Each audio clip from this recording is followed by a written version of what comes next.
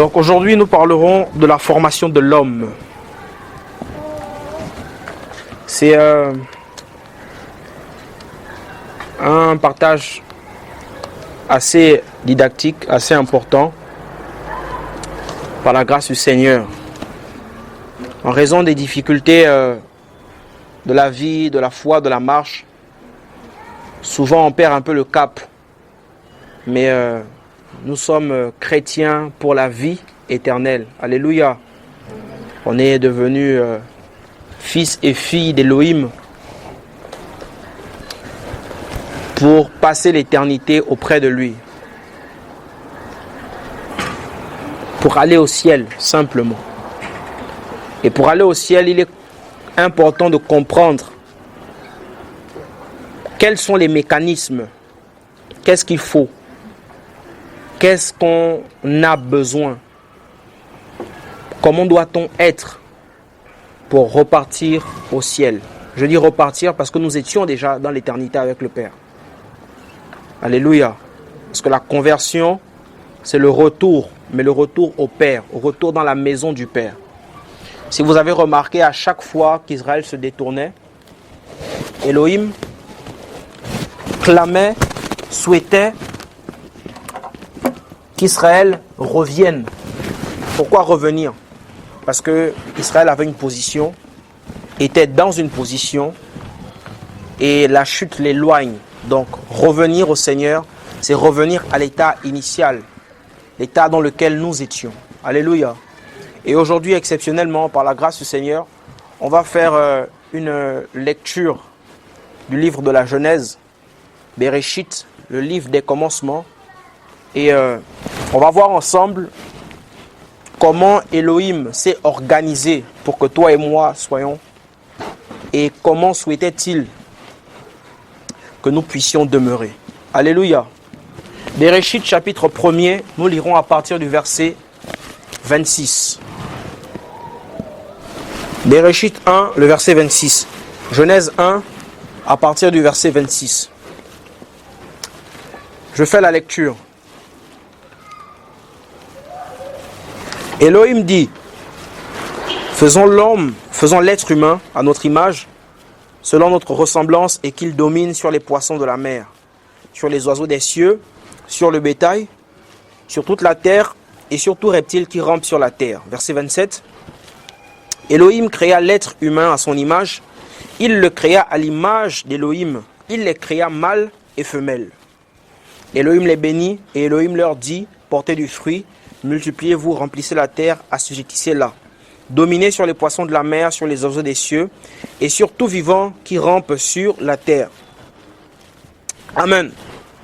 Donc, de Genèse 2, lorsqu'on fait un peu la lecture, on sait à peu près à quel jour nous sommes. D'accord? Et Elohim, notre maître, se dit, tiens, nous allons pour le coup, après avoir mis en place plein de choses ou pensé certaines choses, nous allons pour le coup créer l'homme. Nous allons faire l'homme. Nous allons faire l'être humain, mais pas n'importe comment. On ne va pas le faire n'importe comment. On va s'assurer de le faire comment? 1. À notre image. 2. Selon notre ressemblance. Par ce passage, beaucoup ont tordu l'écriture. Quand ils voient Elohim dit faisons, ils se disent par exemple que c'était Elohim avec plusieurs autres personnes, la Sainte Trinité. C'est pas ça. Elohim, c'est une divinité plurielle. Dans l'hébreu, en général, surtout l'hébreu biblique, les pluriels, certains pluriels se font en im ou en aï. C'est par exemple le cas de Navi ou Nevi, singulier, qui signifie prophète. Et dans l'hébreu, au pluriel, on dit Nevi'im. D'accord? Et il en est également le cas pour Shama ou Ashama. Et dans le pluriel, on dit Shamaïm ou Ashamaïm pour parler des cieux. Voilà. Et pour le Aï, on a par exemple le cas de Adon au singulier qui donne Adonai au pluriel. Donc ça renvoie à une divinité, pas plurielle, mais une divinité de majesté. C'est-à-dire que rien que ce nom englobe en lui plusieurs attributs qui caractérisent le maître. Est-ce qu'on comprend? Donc, pour Elohim, que personne ne vous dribble avec, Elohim, ici, c'est comme le pluriel de majesté adressé à elle ou à Eloah. En araméen, Ella. D'accord? Donc, ici, c'est elle, mais elle au pluriel. C'est bien compris jusque-là. Voilà.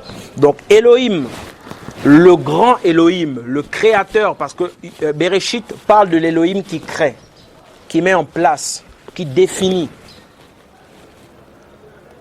Donc le grand créateur, dans son conseil, se dit pour le coup, faisons l'homme à notre image. Le mot faisons dans l'hébreu c'est nassé, ou l'expression nassé. Nassé, il y a comme deux mots à l'intérieur, ou deux mots. Il y a le je, pronom personnel, ou le nous de pronom personnel, le nous de majesté, ou encore le verbe asa. Donc ici, Elohim dit nassé Adam. C'est l'homme. Donc Elohim dit faisons l'homme. Nassé, c'est je fais, littéralement. Ou nous faisons. Parce que je, dans l'hébreu, c'est ani, pronom personnel. Donc il dit ani, asa ou nassé. Je fais l'homme à mon image, selon ma ressemblance. Et ça devient intéressant parce que les termes qui sont utilisés par Elohim dans Bereshit pour expliquer ce qu'il est en train de faire sont des termes, mais essentiellement forts. Mais c'est étonnant.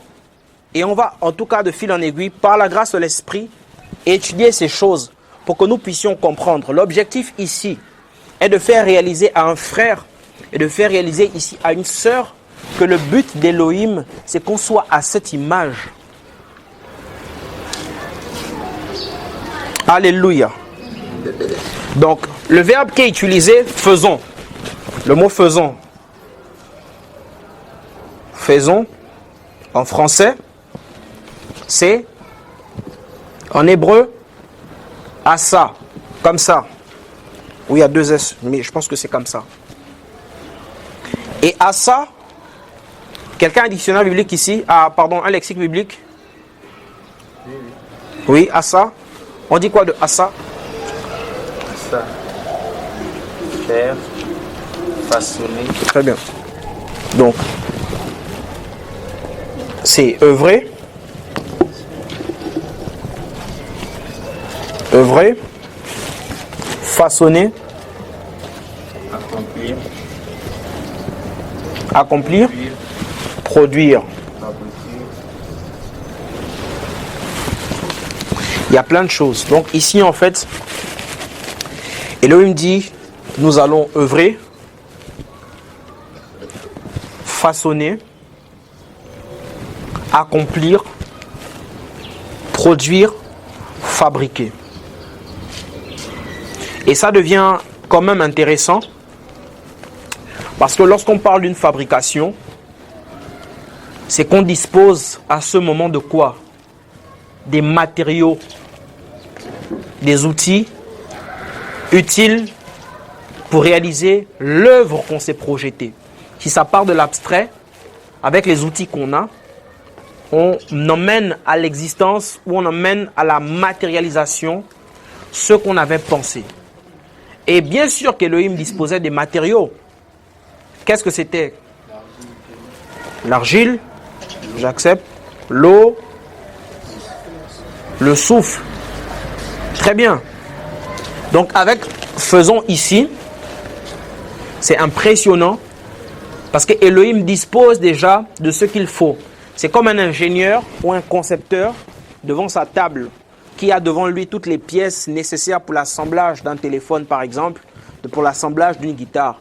Et il se dit faisons, comme on a les pièces, faisons désormais cette œuvre-là, pas comme les autres.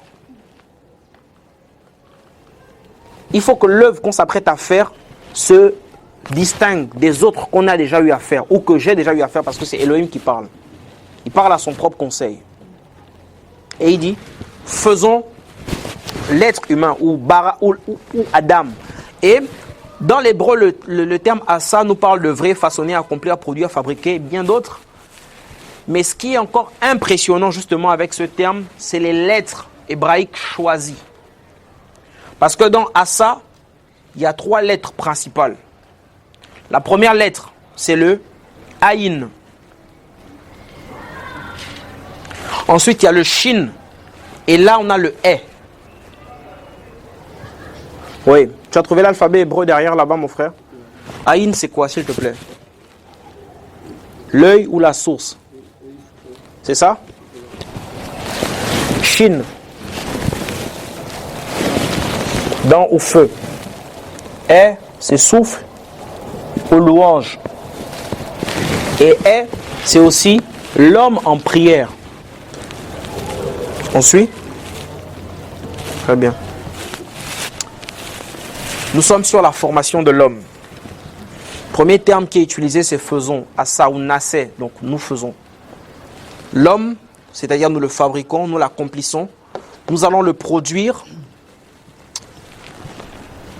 à notre image et selon notre ressemblance. Et on voit que le terme asa, ici, ou le mot asa, est composé de 3 lettres principales dans l'hébreu. Aïn, shin et le e. Aïn, c'est l'œil ou la source. Shin, ce sont les dents ou le feu.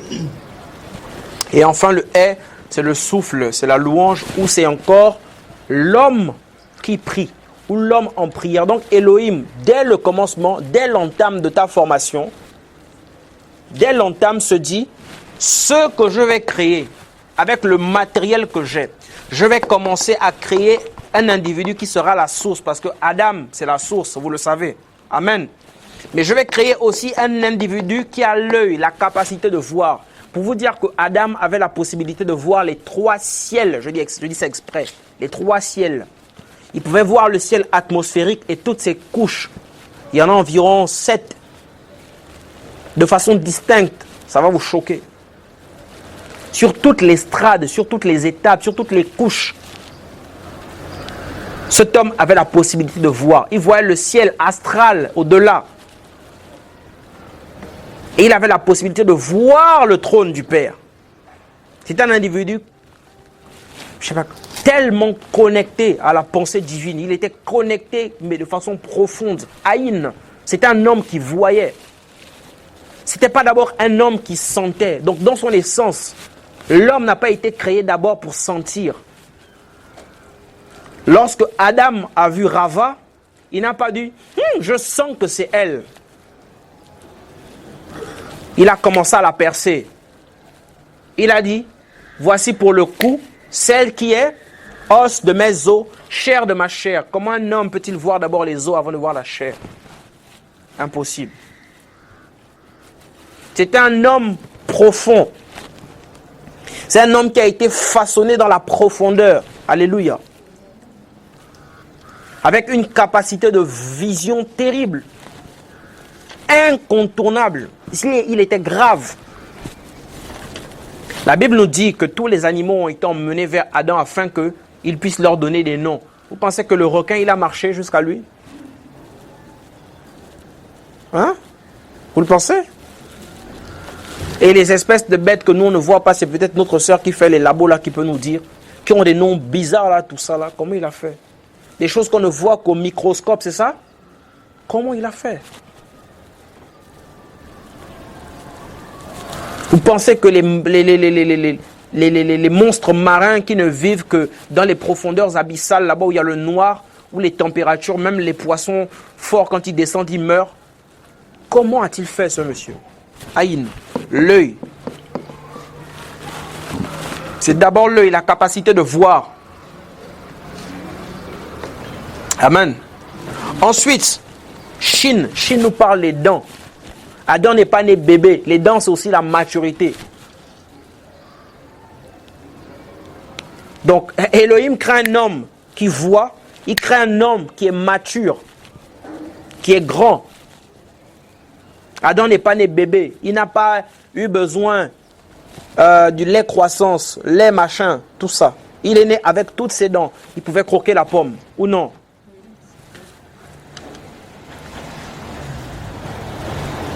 Et le feu, parce qu'il a aussi été allumé. En fait, dans faisant, il y avait déjà l'Adam complet ici. Parce qu'on va voir dans la suite de l'enseignement comment est-ce que le Seigneur a procédé. Vraiment que le Seigneur nous fasse grâce, que le temps permette. Donc, on voit dans faisant que Elohim crée quelqu'un capable de voir, quelqu'un qui est aussi la source de plein de choses, quelqu'un qui a de la maturité. Le feu, c'est aussi l'esprit. Vous le savez, non? Voilà.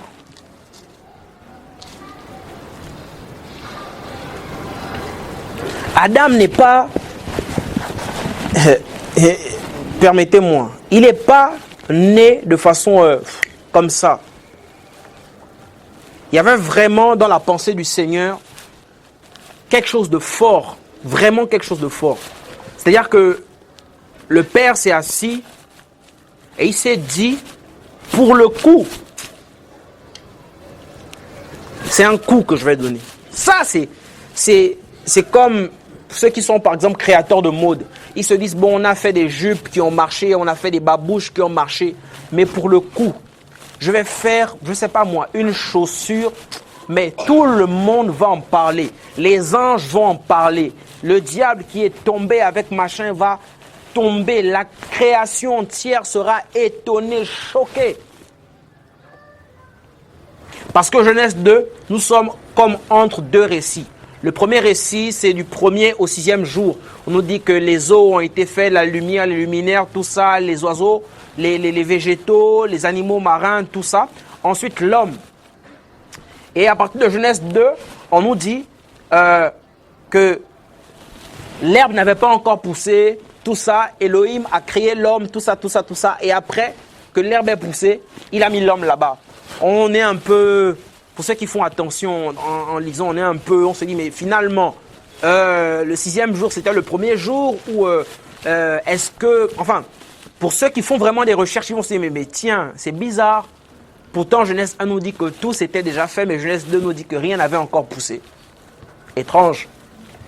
Il n'y avait pas encore eu la pluie. Mais comment ça, quand Seigneur tu as fait, c'était déjà grand. En tout cas, je laisse ça à ceux qui aiment travailler pour qu'on en reparle. C'est quand on parle de la doctrine, on fait aussi référence à ces choses. Doctrinal, quand on parle de doctrine, c'est corps d'enseignement. C'est vraiment plein de choses. Et voilà. Donc, ensuite, il dit... est. Donc la dernière lettre est, c'est le souffle. Le souffle, c'est aussi l'esprit, c'est la louange, c'est aussi l'homme en prière. Donc Elohim dit, bon, je crée un homme qui va voir, un homme mature, mais un homme mature pas seulement comme ça, un homme mature pour m'adorer. C'est pourquoi la vraie maturité, ce n'est pas de commencer à porter les longs habits. La vraie maturité, ce n'est pas parce que tu as 50 ans. La vraie maturité, c'est de connaître le Seigneur. Alléluia. Oui. On n'est pas mature parce qu'on a la barbe blanche. Regardez tous les tontons qui ont les cheveux blancs, qui violent les enfants. Vous imaginez? Oui. On peut avoir des cheveux blancs, mais être complètement des bébés. On peut avoir de l'âge, mais ne pas être même prêt pour le mariage. Excusez-moi. Le mariage n'est pas déterminé parce que tu as 50 ans, 60 ans. Non. Et vous allez comprendre pourquoi je le dis. On peut parler ou pas? Je m'arrête. Vous boudez. Dis à ton voisin, c'est la parole. Dis je t'aime, mais c'est la parole. Là, il ne veut pas se dire je t'aime. Alléluia. Amen. Un homme qui va le louer. Mais pas que. Un homme qui sera sa louange. Attention, Parce que souvenez-vous que l'Adam, c'est un être parfaitement fait. Est-ce que vous voyez un peu? C'est un homme de qui Elohim est fier. C'est une œuvre parfaite, excellente. Donc, faisant ici, Elohim fait intervenir plein de choses. C'est comme si Elohim te créait ou créait Adam avec plein de joie. C'est pourquoi, en fait, on dit Elohim dit. On n'a pas dit elle a dit, on dit Elohim dit. C'est comme si, en fait, il s'est comme dédoublé en plusieurs. Il dit non, là, ce que je m'apprête à faire là, c'est une bombe. C'est terrible. Alléluia. Je suis fier. Il aurait pu dire formons. D'abord, formons l'homme ou créons l'homme, parce que créer c'est bara. Il dit non à ça. Il fait tout pour que le verbe utilisé pour sa créature soit même également particulier dans sa formation.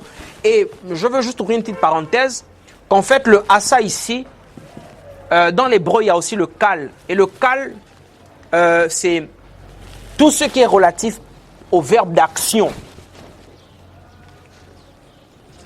Fabriquer, danser, manger, tout ça. C'est la même chose à ça. Et en fait, ça donne de l'appui à ce qui est fait. C'est comme si je dis je mange, mais je ne mange pas seulement. Je mange vraiment. Je ne sais pas si vous voyez un peu. Je bois pas juste de façon passive. Je bois vraiment. Je bois comme jusqu'à... on dit comment le terme? Finir la soif, étancher. Je vais chercher un autre. Il n'y a pas un autre là? Abreuver. C'est ça. Jusqu'à être abreuvé. Comme rassasié de ce que je fais. Première chose, faisons l'homme. Maintenant qui dit Aïn, Shin, est l'homme, louange, source, feu, tout ça, l'homme. Il dit, on va le faire comment? À notre image. Que veut dire image? Mon image. Hein? C'est l'âme? Image, idole, Ok. ressemblance, Idole, ressemblance. figure, ombre, simulacre. Simulacre. C'est ça, non? En français, qui peut nous chercher un peu la définition de image? Image. Représentation d'être ou d'objet par le dessin, la peinture, la sculpture, la gravure, Représentation d'être au pluriel ou d'objet.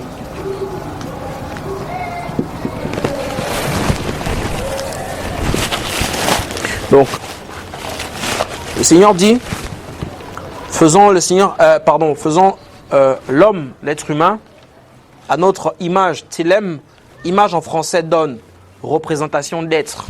Et c'est sensiblement la même chose, donc ressemblance. D'accord? Ombre, idole, figure, simulacre, mais c'est d'abord idole. En fait, ce terme télème chez les Hébreux, d'accord? Ou dans la pensée dans laquelle c'est écrit, Télème nous parle d'idole, nous parle de sculpture. Vérifiez un peu.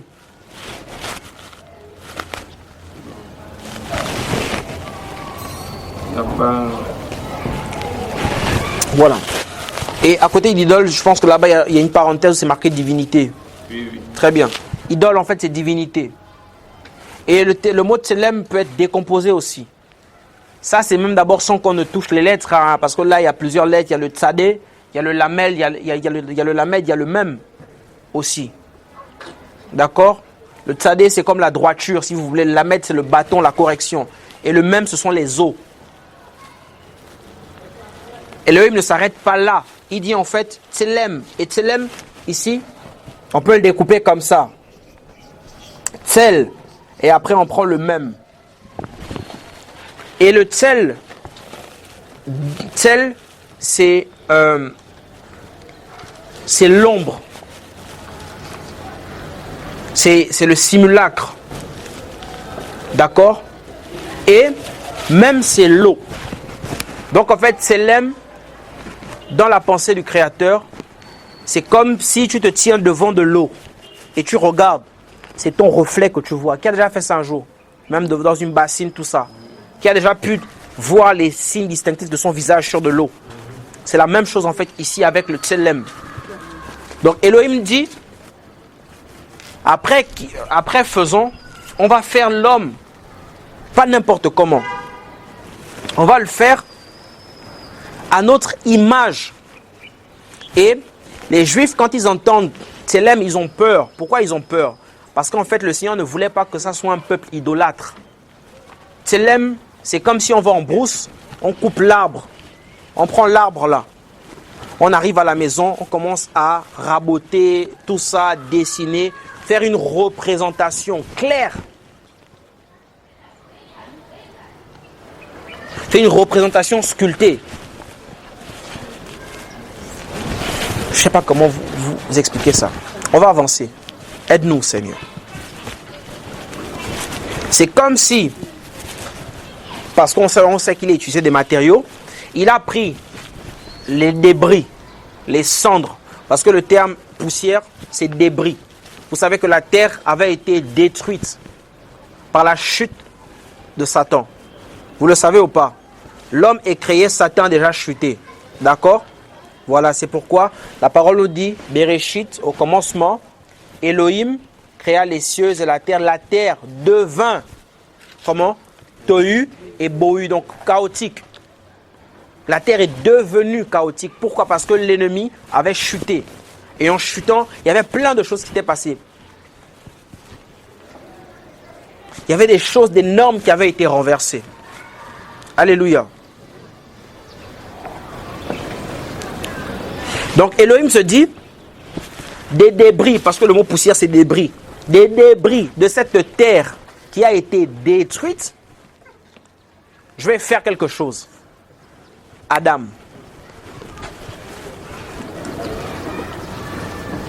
Des débris, des cendres. Vous savez c'est quoi des cendres?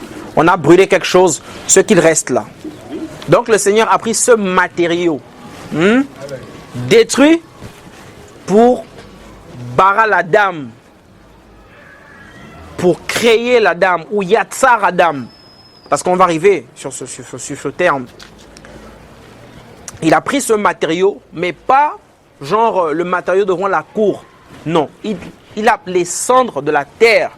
C'est comme s'il a pris les débris ou les cendres de tout ce qui avait été détruit. Si c'est les arbres, il a pris un peu. Si c'est l'eau, il a pris un peu. Si c'est la forêt, il a pris un peu. Si c'est comme si en fait, quand on dit poussière dont il est question, c'est pas juste poussière, sable là, non. En fait, c'est comme poussière de l'ensemble des cendres de toute la terre qui a été détruite. Allez-y étudier, vous verrez.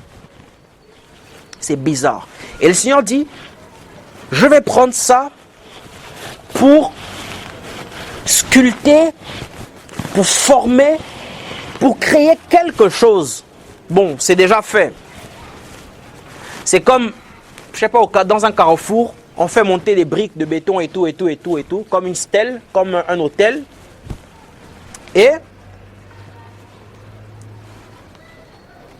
cet hôtel, c'est la représentation de quelqu'un. Mais on n'a pas encore vu le visage, parce que bon, il n'y a pas encore des traits de visage dessinés. C'était comme ça. Tselem, c'est cet aspect-là. Il a comme fait pour la création une idole, un Elohim. Un Elohim comment? Tselem, qui soit son simulacre, qui soit comme lui, qui est la même figure, d'accord? Qui manifestement soit une ombre, quelque chose comme ça quoi, de lui. Ça c'est le conseil divin. Selon notre image, donc selon Tselem, et après avoir sculpté, donc après avoir Tselem, l'homme qu'il a commencé à fabriquer, il le fait à sa ressemblance. Donc ici c'est deux termes qui peuvent être synonymes, mais qui diffèrent tout de même de par leur formation. Là, je suis obligé un peu d'avancer parce qu'il y a beaucoup de choses à voir. Et le deuxième terme, selon notre image, selon notre ressemblance, c'est des moufs. Et Demouf aussi, c'est un verbe aussi très riche, très fort. Demouf, c'est quoi mon frère? Demouf, ressemblance. Similitude. Similitude, encore. Modèle. Modèle. Pareil. Pareil. Donc Elohim se dit, faisons l'homme à notre ressemblance, mais pas notre ressemblance de façon passive. À notre ressemblance comment? Pareil, exact. Alléluia. Donc, là, on est encore dans la formation de l'homme. Dans la formation de l'homme. Et ça y est, c'est bon.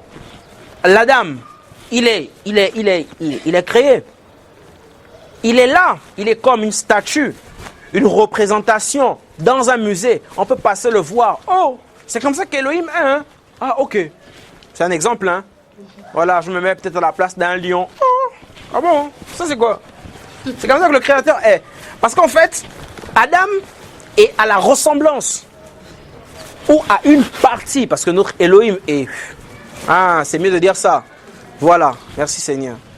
Adam, c'est comme un petit grain de sable de la ressemblance d'Elohim. Mais qui était pour les animaux, pour la création, quelque chose d'inimaginable. C'était quelque chose de fou. C'est bizarre. C'est pourquoi Satan s'est dit, écoutez, moi je dois être comme un serpent pour d'abord bien voir le type là. Alléluia. Elohim fait l'homme à son image, à sa ressemblance. Donc il fait en sorte que l'homme soit pareil. Mais c'est pas fini. Il dit après qu'il domine sur les poissons, sur le bétail, sur les volailles. C'est comme ça les volatiles. J'aime bien une version qui dit sur les volatiles. Voilà. Des ciels. Donc, voici comment les choses commencent. Et on va un peu avancer. Je fais exprès. Bereshit 2. On va avancer. On va un peu avancer. Par la grâce du Seigneur. Je lis à partir du verset 1er. Les cieux et la terre furent achevés avec toute leur armée. Elohim acheva au 7e jour son œuvre qu'il avait faite, et il se reposa au 7e jour de toute son œuvre qu'il avait faite. Elohim bénit le 7e jour et le sanctifia parce qu'en ce jour-là, il s'était reposé de toute son œuvre qu'il avait créée en la faisant. Telles sont les généalogies des cieux et de la terre lorsqu'ils furent créés, au temps où Yahweh Elohim fit la terre et les cieux. Il n'y avait encore sur la terre aucune plante des champs. Aucune herbe des champs n'avait encore germé, car Yahweh n'avait pas fait pleuvoir sur la terre, et il n'y avait pas d'être humain pour travailler le sol. Mais une vapeur montait de la terre et arrosait toutes les faces du sol. Verset 7. Yahweh Elohim forma l'être humain de la poussière du sol. Il souffla dans ses narines le souffle vivant, et l'être humain devint une âme vivante. Verset 8. Yahweh Elohim planta un jardin en Éden, à l'Orient, et il y mit l'être humain qu'il avait formé. Alléluia. Ok. Donc ici, il y a, on va lire, je vais ajouter verset 8 jusqu'à 7 à 8. D'accord? De 1 à 8. Genèse 2, de 1 à 8. On voit un peu la généalogie des cieux et de la terre lorsqu'Elohim décide de les former, lorsqu'Elohim décide de les créer. Lorsqu'Elohim décide justement, voilà, de les mettre définitivement en œuvre. Et au verset 7 du chapitre 2, on nous dit, Yahweh Elohim forma l'humain ou l'être humain de la poussière du sol. Yatsar, formé. Et Yatsar nous parle de quoi? Façonné, structuré. Ah. Ok. Donc, on dit que Elohim, qu'est-ce qui s'est passé? Ah, c'est fou. Et là, on est dans l'enseignement. Elohim Yatsar Adam, donc Yatsar ici, c'est façonné, c'est structuré. Mais Yatsar, c'est aussi formés par la pression.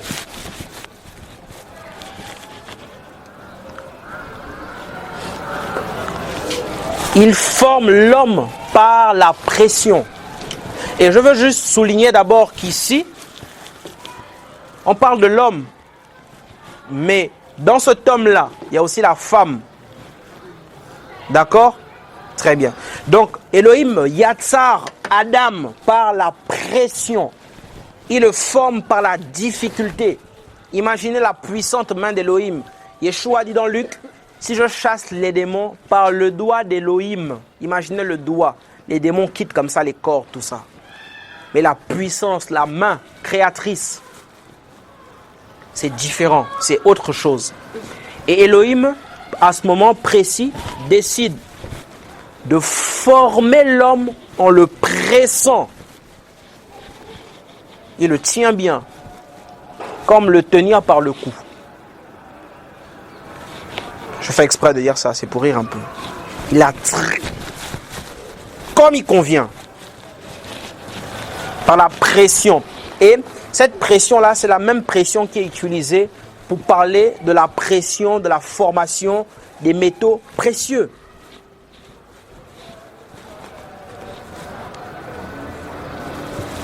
Pour parler des métaux précieux. Par exemple, lorsque les roches, les roches se créent, les matériaux précieux, ces matériaux sont soumis à plusieurs pressions. Je m'explique. Dans le cycle classique, parce que ça admet beaucoup aussi de transformation, de changement, on sait qu'il y a d'abord la première chose qu'on appelle la sédimentation. Qu'est-ce que la sédimentation? Lorsqu'il y a l'érosion, les pluies, le soleil, le vent, tout ça, ça soulève des choses, ça les dépose à des endroits, ça fait comme ça et ensuite, ça crée comme un amas quelque part, un stockage quelque part. Et ce stockage-là est appelé la sédimentation. D'accord? Et cette sédimentation-là crée dans le sol des matériaux qui se durcissent. C'est l'action de la sédimentation, simplement. D'accord? Ensuite, il y a ce qu'on appelle la diagenèse. Donc, il y a la transformation de ces blocs de sédiments ou de ces roches, appelées roches sédimentaires, en un autre type de roche, ça en s'enfonçant dans le sol. Plus ça s'enfonce, ça devient des roches métamorphiques, c'est ça? Très bien. Ça devient des roches métamorphiques. Donc, et les roches métamorphiques sont façonnées par la pression, soit par la chaleur, soit par le froid. Est-ce que vous voyez un peu? Donc, à l'intérieur là, après la diagenèse, quand on entend diagenèse, c'est le commencement de la transformation. C'est ça en fait, c'est deux termes. Donc, il y a le commencement de la transformation qui se fait en profondeur. C'est cette pression-là. Et cette pression-là façonne le petit sédiment qui s'est regroupé pour devenir une roche sédimentaire en roche métamorphique. Métamorphique. Ça vous fait penser à métamorphose. Voilà. Donc à la roche métamorphosée, transformée, façonnée, mais par des pressions considérables. Mais ce n'est pas encore terminé. Et à ce moment-là, la roche est déjà très dure. Et elle est déjà précieuse. Un bijoutier a une roche comme ça, il te la vend très cher. Ça ne s'arrête pas là. Certaines montres restent des petites broches, des petites roches un peu... je n'ai pas faim, j'ai dit broche, pas parce que j'ai faim. Des petites roches plutoniques et l'autre rentre encore en profondeur. Et celles qui vont en profondeur vont désormais rentrer en fusion dans ce qu'on appelle le magma. C'est quelque chose comme ça. Et ça va là-bas.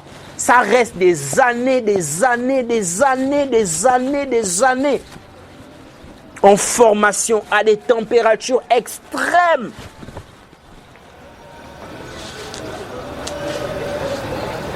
Façonné. C'est de là-bas que le diamant sort, l'onyx, le topaz, toutes ces pierres précieuses-là. Ça sort d'une fusion du magma terrible. Qui s'est déjà brûlé avec l'allumette? Nous tous. Ça, c'est plus qu'allumette d'air. Si une seule allumette te fait peur, deux, tu commences à trembler. Le paquet, tu ne vas pas mettre ton doigt. Mais cette roche-là, façonnée va en profondeur et est transformée.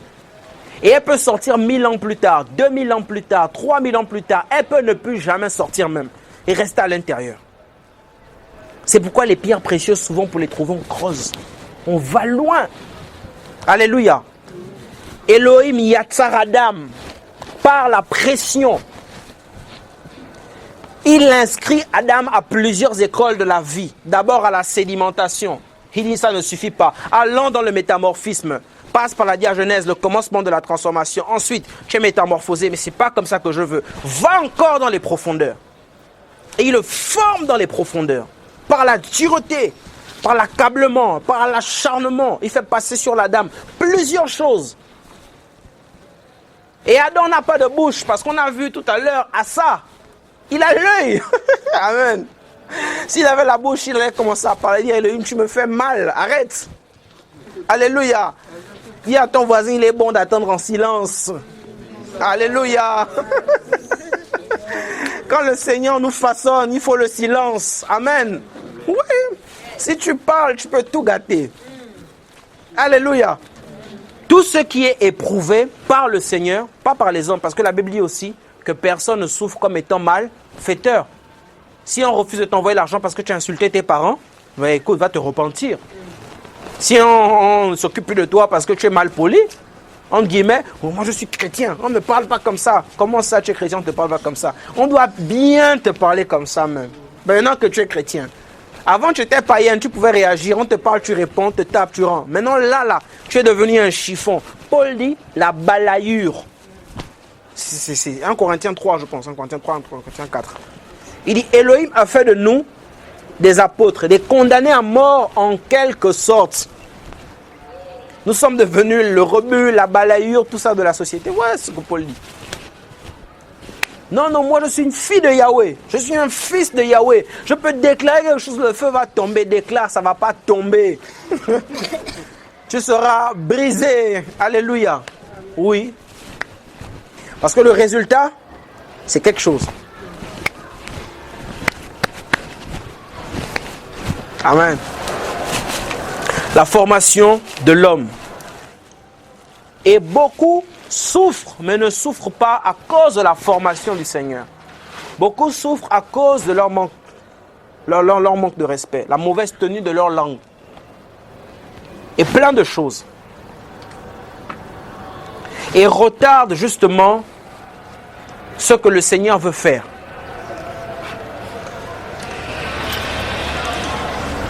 Après avoir formé l'homme, qu'est-ce qui s'est passé? Nous lisons le verset Genèse 2, le verset 9.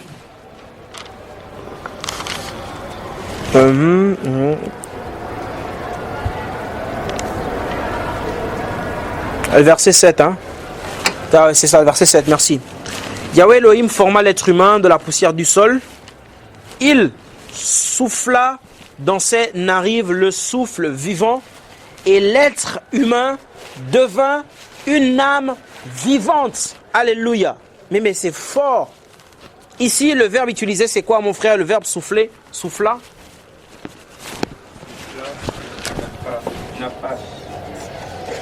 C'est nafar. N-A-P-A. H-A-C-H. Comment? N-A-P-H-A-C-H. P-H-A. C-H. Voilà. Nafar. D'accord? Et nafar nous parle de respirer, souffler, renifler, bouillir.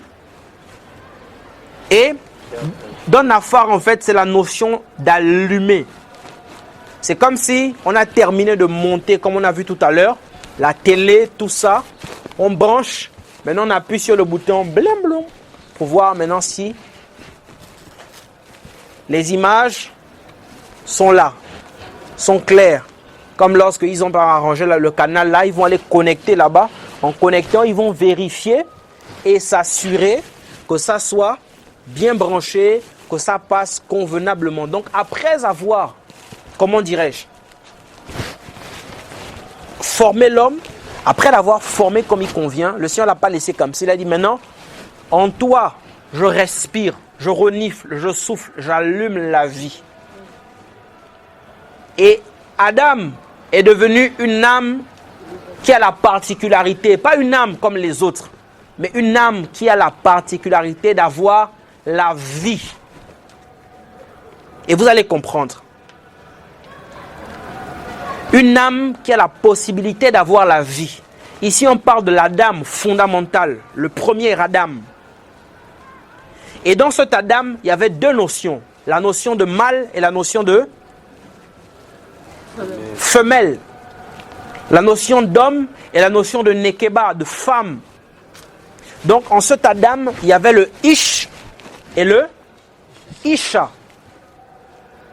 Et Isha est devenu Ève, parce que Adam a dit que Isha s'appellera comment? Ève. Et le mot Ève veut dire quoi? La vie. La vie. Seigneur, je te donne pas. Vous voyez? Donc, Adam est devenu comment? Une âme qui avait la particularité d'avoir en elle quoi? Avec qui?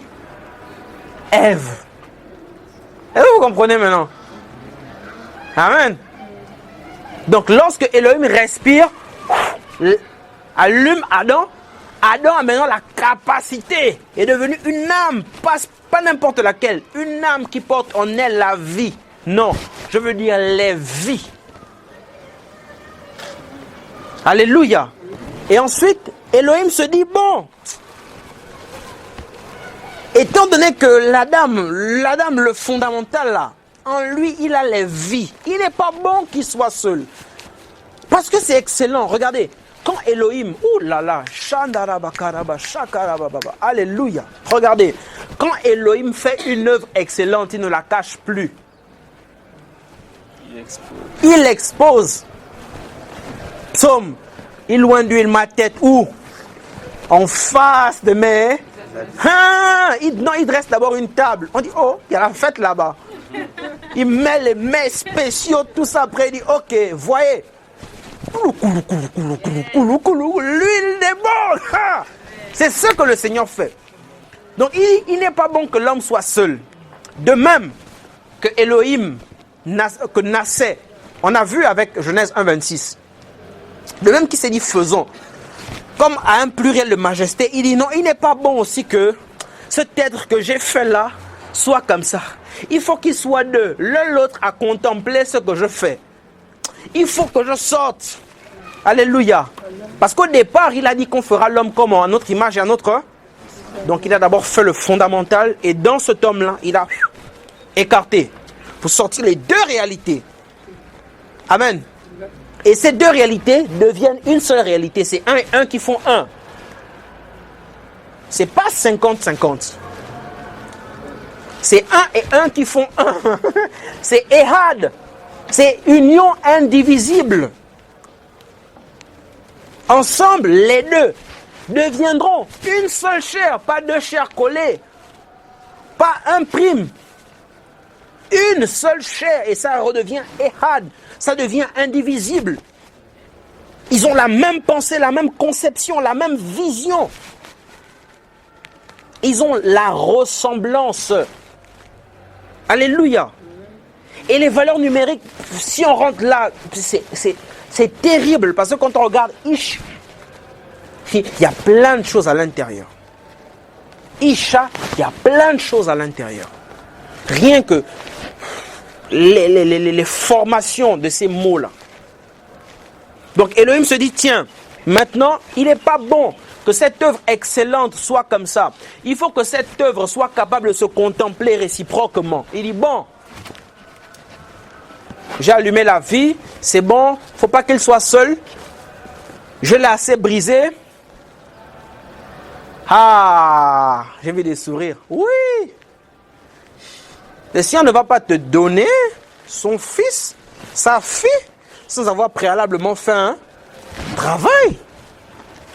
C'est un homme formé par la pression, pas un homme qui souffre parce qu'il est impoli. Pas un homme qui souffre par orgueil. Pas un homme qui souffre par rébellion, non. Un homme qui est entre les mains du Seigneur, qui se tait.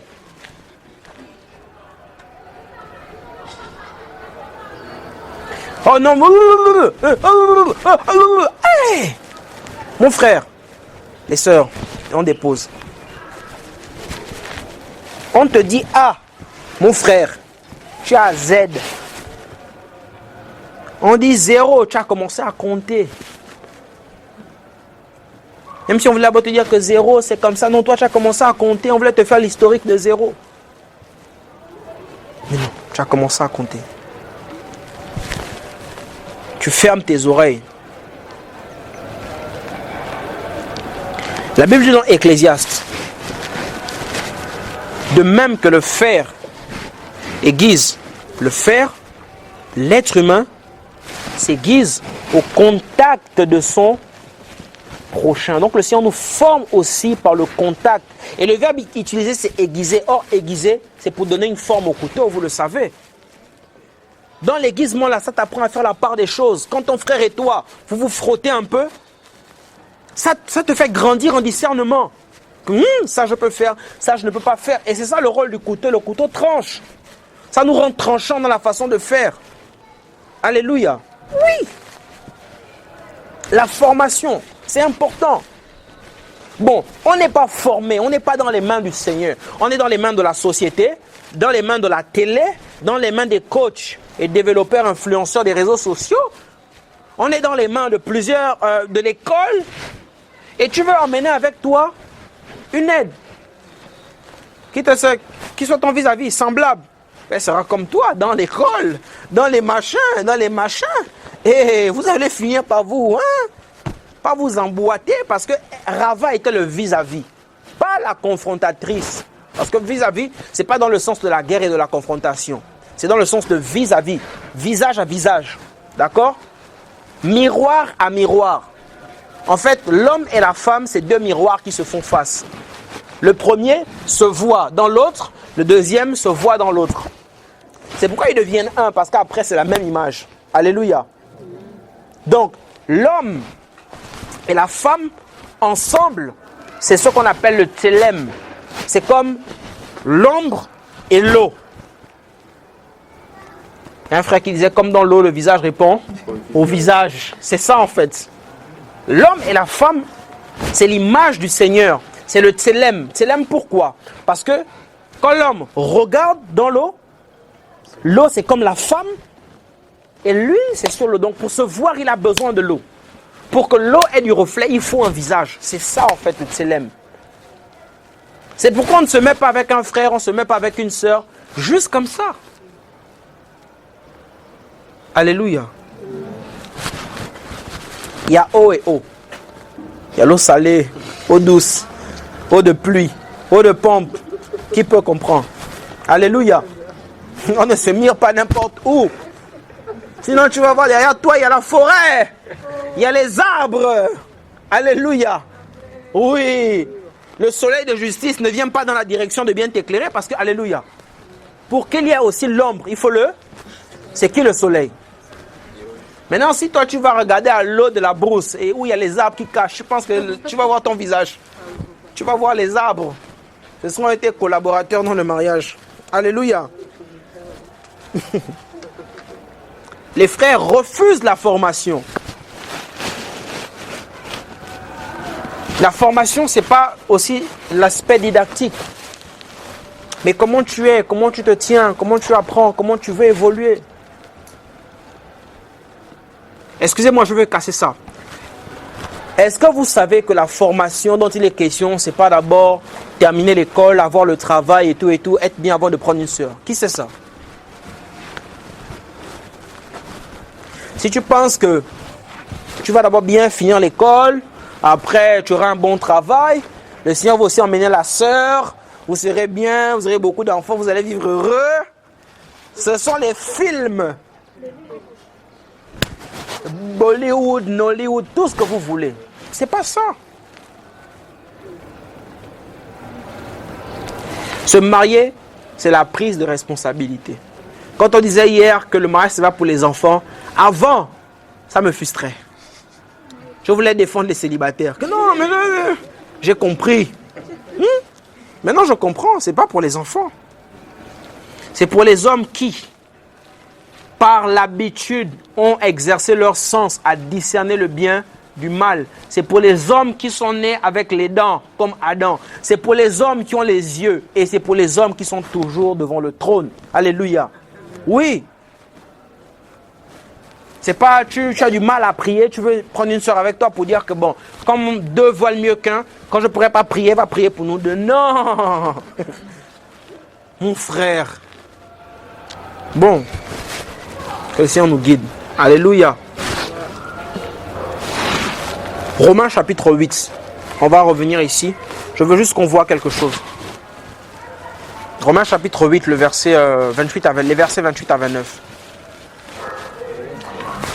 Mais nous savons aussi que toute chose concourt au bien de ceux qui aiment Elohim, de ceux qui sont appelés selon son dessein. Parce que ceux qu'il a connus d'avance, il les a aussi prédestinés à être à l'image de qui? De son Fils. Ceux qu'il a connus d'avance, il les a prédestinés à être comment? Conformes à l'image du Fils. Le Fils a été brisé. Alléluia. Tu dois l'être. Tu refuses, tu ne seras pas comme lui. Le but, c'est de ressembler au Seigneur. En toutes choses. C'est lui le modèle par excellence. Amen. Il les a prédestinés à être conformes au télème du Fils. C'est ça l'objectif.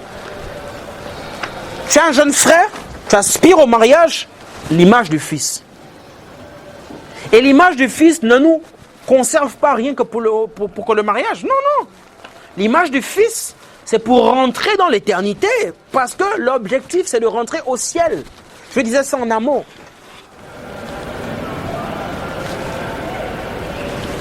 Quand on s'examine, on ressemble à qui? La formation de l'homme. La Bible dit que bien qu'il soit fils, il a appris l'obéissance. Comment?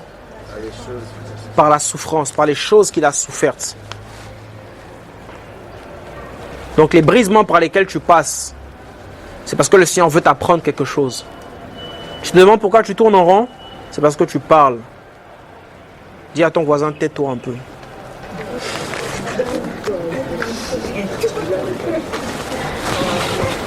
Je n'ai pas entendu. Hein. T'as peur?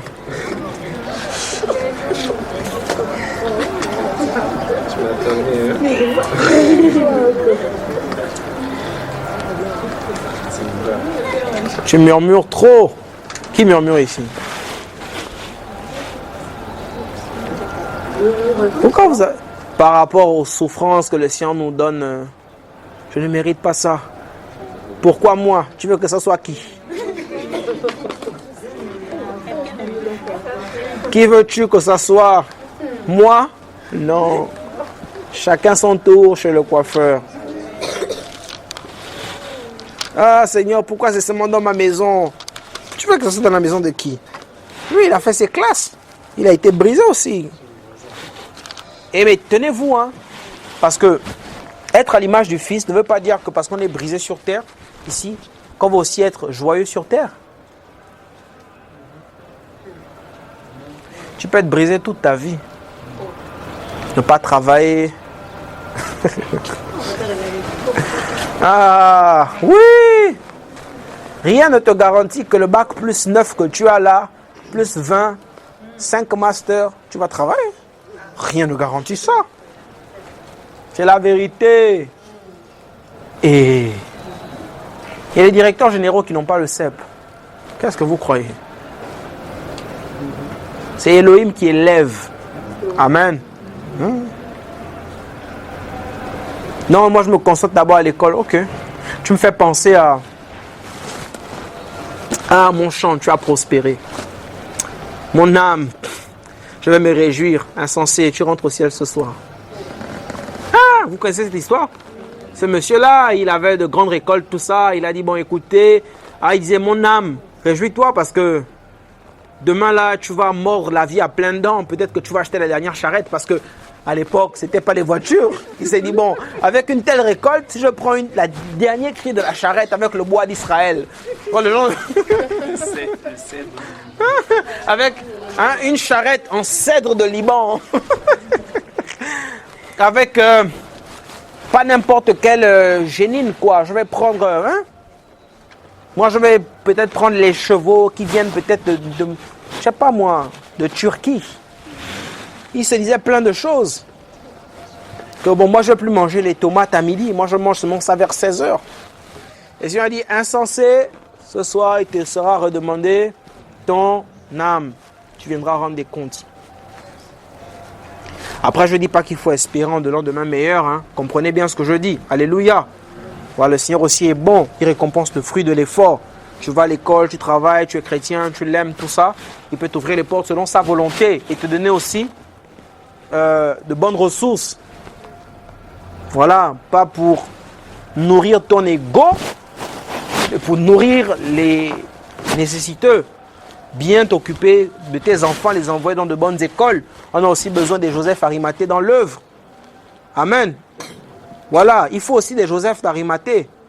Des hommes qui sont peut-être dans le système politique actuel ou bien dans le gouvernement ou bien qui ont des postes de responsabilité et qui peuvent faire bouger les choses parce qu'ils sont disciples aussi, ils craignent le Seigneur. On dit que Joseph d'Arimathée, c'était un disciple du Seigneur. Et c'est à cause de lui que le Seigneur l'a fait descendre de la croix. Amen. Voilà. On veut qu'il y ait des avocats, des médecins aussi. Comme ça, le jour que, voilà, on me dit que je vais être opéré peut-être du pied, que je puisse compter sur ma soeur. Vous voyez, non? Voilà. Pour que le jour que, voilà. Bon, je préfère pas parler d'argent. On va dire qu'il est conditionné à soutenir son ministère.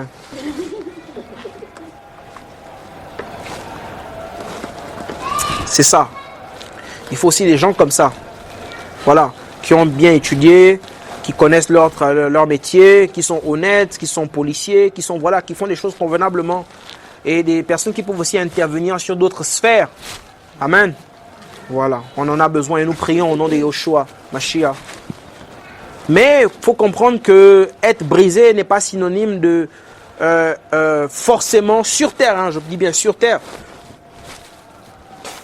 Voilà, vivre une vie rêvée, quoi. Hébreux 11, beaucoup n'aiment pas la fin de ce livre parce qu'on dit que bien qu'ayant reçu la promesse, ils sont morts sans l'obtenir. Voilà. Beaucoup n'aiment pas ça. Une fois, j'ai dit ça à une sœur, j'ai dit que, mais regarde un peu Hébreux 11. Elle m'a dit, oh non, nom de Jésus. Oh non, non, non, non, non, non. J'ai dit, oh, non, comment? Tu crois que forcément, tu seras récompensé? Elle m'a dit, non, le Seigneur a dit. J'ai dit, ah, en tout cas, sois fortifié. Alléluia.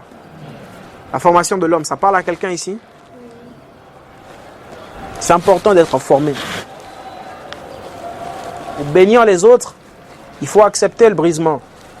Il faut accepter l'épreuve, la souffrance, l'incompréhension. Il faut être comme Anne, même si on se trompe, on t'accuse faussement. Garder la bonne attitude.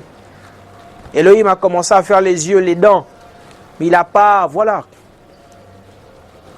Les dents, c'est la maturité. Au sortir des différentes épreuves par lesquelles vous allez passer, il y aura de la maturité. Vous pourrez faire face à des situations les plus difficiles. Tout en gardant le calme et en restant dans la louange. Pour être une louange à la gloire d'Elohim, notre Père. Amen. Alléluia. Voilà. Question.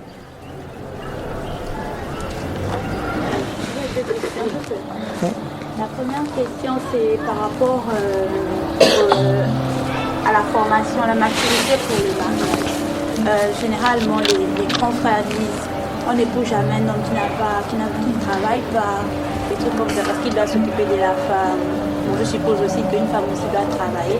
Maintenant, par rapport à la maturité dont tu parlais, ça renvoyait à la prière, au fait de voir le discernement tranché et aussi à être une source. Donc, je suppose une source de bénédiction dans sa manière d'être. Et donc, moi, je voulais savoir, cette maturité-là, on doit les avoir tous au même niveau.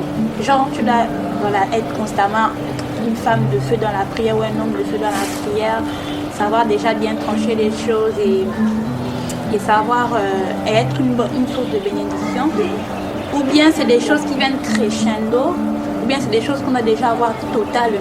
Ok. Et est-ce que aussi ça doit s'accompagner de cette sécurité financière dont parle souvent les grands frères et tout? Ok. Et pas tout le monde. Pourquoi? Parce que tu peux avoir tout l'argent du monde et ne pas savoir s'occuper de ta femme, ni de ton mari. Tu es d'accord? Donc la maturité d'abord dont il est question, c'est dans sa relation avec le Seigneur. C'est ça. C'est d'abord dans la relation avec le Seigneur. Pourquoi? Quelqu'un qui est bien intime avec le Seigneur. Écoute, tu peux travailler, le travail ne va jamais te dire stop là, va prier. Tu sais ça? Ton employeur, s'il peut te garder toute la nuit, il va le faire. Parce qu'il a une entreprise. Le but de l'entreprise, c'est de faire du profit, du bénéfice, n'est-ce pas, non? Mais si tu as une bonne intimité avec le Seigneur, qu'est-ce qui va se passer? Pendant que tu seras en train de travailler, il va te dire stop, viens me chercher. N'est-ce pas, non? Ça là, tu peux faire comme ça, mets pause. Travaille avec moi, etc. Donc c'est d'abord la maturité dans la relation avec le maître. Si tu la considères, le Seigneur va te conduire. Si tu délaisses ça pour ces choses, tu vas faire du surplace. Parce que tu vas vouloir combler tes réussites scolaires, académiques, tu vois, non? Professionnelles, et après chercher le Seigneur. C'est pas ce qu'il faut faire. Il faut chercher le Seigneur et toutes choses vous seront par-dessus tout. C'est en fait ça, tu vois. Maintenant, pour prétendre au mariage, pour prétendre à ces choses, il faut quand même qu'on parvienne à déceler dans le frère ou dans la sœur un certain engouement, tu vois, non? Une certaine envie de se bouger, de faire bouger les lignes. Est-ce que tu vois un peu? Pas quelqu'un qui va rester là, tout ça là, non. Quelqu'un qui va chercher, qui va se battre, qui va se démêler, qui va aller un peu à gauche, à droite, pour pouvoir subvenir aux besoins de sa famille, parce qu'il va créer une famille. Bon, ils vont avoir une famille, tu vois, le mari, la femme, tout ça, ils vont chercher. Donc, il y a ça aussi. Mais on ne va pas dire à un frère, parce que tu ne travailles pas, tu n'es pas dans une entreprise, comment dirais-je? Il ne faut pas te marier. Parce que d'autres ont le travail et n'ont pas assez pour s'occuper de leur famille. On fait comment? On va dire c'est déjà Samy gagne 15 000. La maison il dort c'est 30 000. La sœur se tresse chaque 1 an. Elle est nappie toute l'année. Jusqu'à la bonne année. Elle est nappie, elle coupe sa pousse. Non, non, moi c'est nappie. C'est pas nappie.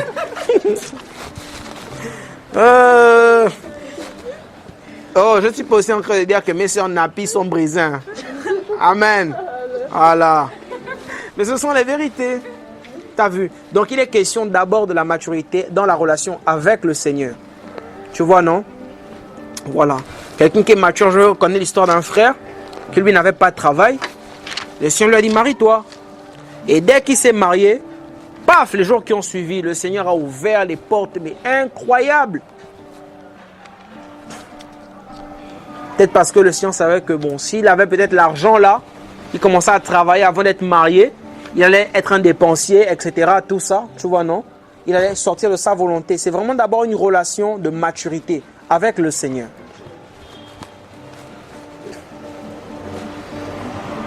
D'accord? Voilà. C'est ça. Et plus le Seigneur te travaille dans ces aspects-là, voilà, plus il saura comment te conduire dans sa grâce. Tu vois. Je connais l'histoire aussi. Tout à l'heure, je l'ai dit, hein, c'est pas parce que tu souffres sur terre qu'après tu vas forcément être récompensé. Voilà. Je connais l'histoire d'une dame. Elle s'est mariée avec son mari. Elles se sont dit qu'après le mariage, quoi? Ça va barder. Ça sera non, vraiment les portes, machin, tout ça.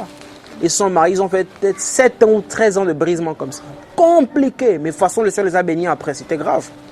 Tu vois un peu. Voilà. Si on sait pourquoi il nous fait passer par certaines écoles, on a vu ça tout à l'heure avec la formation, ces différentes stations.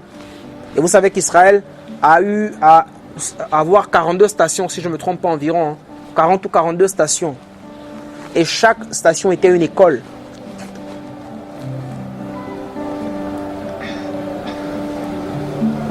Tu vois, non? Chaque station était une école où ils ont appris des choses, où le Seigneur a brisé, a enlevé, a ôté des choses et a fait aussi asseoir d'autres. Alléluia, amen. Voilà. Alléluia. Ça nous a fait du bien un peu. Qui a compris quelque chose? Il y a beaucoup de choses à dire. Voilà. Gloire au Seigneur. Que son nom soit béni. Amen.